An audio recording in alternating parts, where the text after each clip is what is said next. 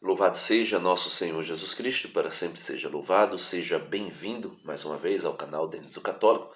E se você me assiste pelo Facebook, bem-vindo à reflexão diária do Santo Evangelho. Meus queridos e amados irmãos, se você ver os vídeos anteriores, você vai ver que estamos numa sequência de leitura de São Marcos. Mas hoje, dia 25 de janeiro, por ocasião da festa que a igreja celebra a conversão de São Paulo, a igreja nos traz a meditação, o Evangelho de São Marcos, capítulo 16, versos do 15 ao 18. Por último, apareceu aos 11, quando estava à mesa. Então, Jesus apareceu aos 11 discípulos quando estava à mesa. Isso ainda está no versículo 14. Repreendeu sua incredulidade e obstinação por não terem crido nos que o haviam visto ressuscitado dos mortos. Então, eles não tinham crido em algumas testemunhas que viram Jesus ressuscitado, e Jesus chama a atenção deles da incredulidade deles. E depois que eles veem Jesus ressuscitado, eles creem verdadeiramente, e nessa ocasião começa o Evangelho de hoje, versículo 15. E lhes disse: Ide por todo o mundo, proclamando a boa notícia a toda a humanidade. Quem crer e for batizado se salvará. Quem não crer se condenará. Estes sinais acompanharão os que creem em meu nome. Expulsarão demônios, falarão línguas novas, pegarão serpentes, se beberem algum veneno, não lhes causará dano. Porão a mão sobre os doentes e ficarão curados. Então, esse é o texto que a igreja nos propõe por conta da festa de São Paulo, mostrando qual é a missão de um apóstolo. E São Paulo é um apóstolo. Você pode ler aí, para que o vídeo aqui não se prolongue demais, você pode ler aí Atos dos Apóstolos, da primeira leitura de hoje, são duas que são propostas, ou você ler Atos dos Apóstolos, capítulo 9, versos do 1 ao 22, que vai narrar a história da conversão de São Paulo. São Paulo estava indo a Damasco para prender os cristãos, e no meio do caminho ele vê uma luz, por volta do meio-dia ele vê uma luz forte.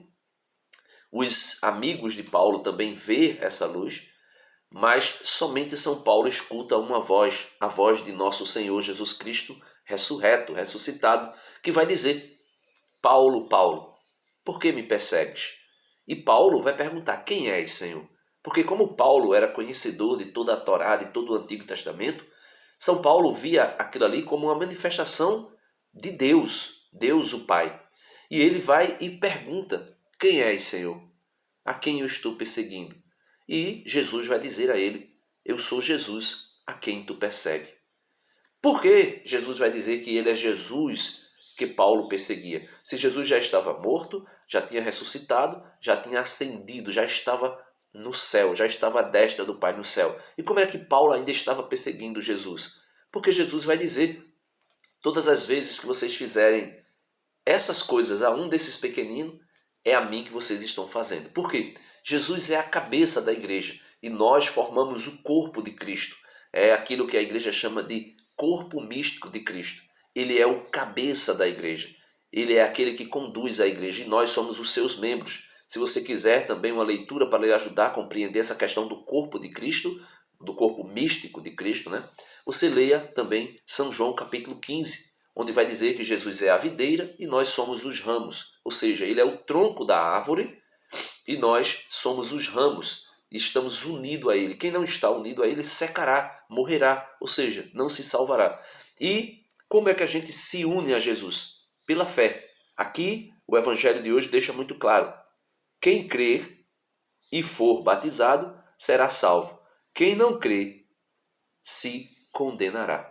Então a fé nos une a Jesus. E essa fé que nos une a Jesus nos torna membros de Cristo, por ocasião não só da fé, mas também do batismo. Então, se nós cremos, nós desejaremos o batismo. Se nós cremos, nós desejamos para os nossos filhos o batismo. Então, todo aquele que crê e for batizado será salvo. Aí algumas pessoas vão dizer, tá vendo, Denis? É por isso que nós não acreditamos no batismo de criança, porque a criança não crê, a criança não tem fé. Então, não tem como a criança ser membro do corpo de Cristo. Então, não tem como a criança crer. Mas veja, se Jesus fala para nós em São Mateus também, veja, São Mateus capítulo 28, São Mateus capítulo 28, a partir do versículo... São Mateus 28, a partir do versículo 18.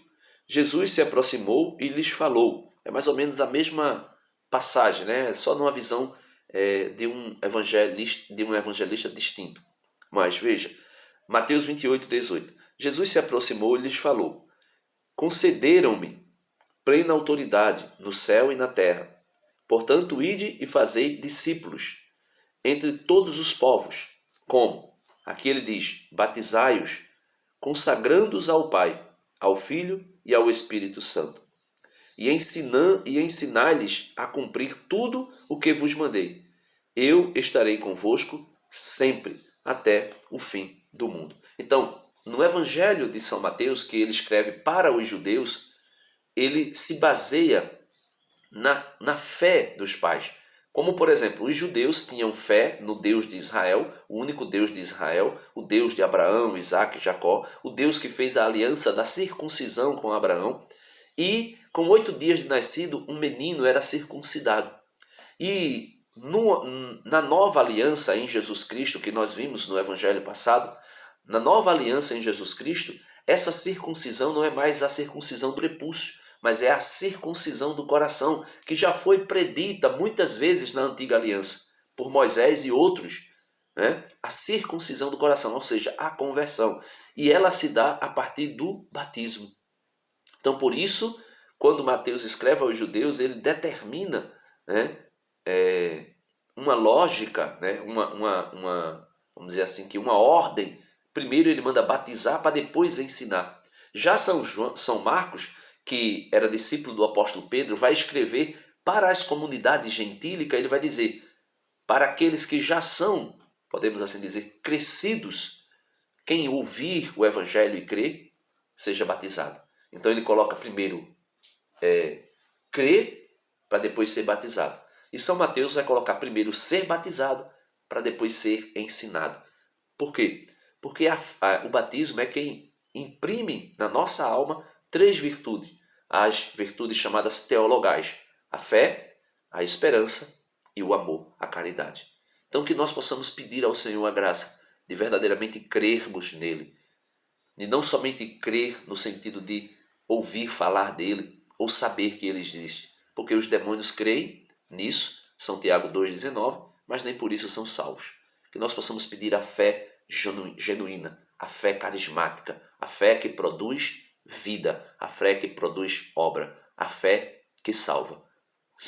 São Tiago capítulo 2, versículo 24. Deus abençoe você e até amanhã, se Deus quiser.